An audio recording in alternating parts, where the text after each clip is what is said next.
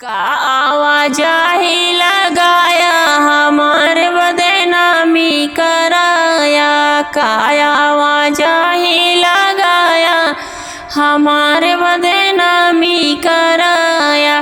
तू तो कहा हमरे महला दू महला, तू तो कहा हमरे महला दू महला। टूटही झोपड़िया छावाया हमारे बदनामी कराया, का आवाज ही लगाया हमारे बदनामी कराया। तू तो कहा हमरे बागा बगीचा, तू तो कहा हमरे बागा बगीचा। उसरे खेत जोताया हमारे बदनामी कराया, का आवाज ही लगाया हमारे बदनामी कराया।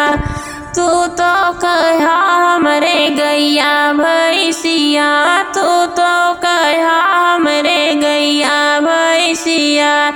दुआरा पे कुकुरा बनाया हमारे बदनामी कराया, का आवाज ही लगाया हमारे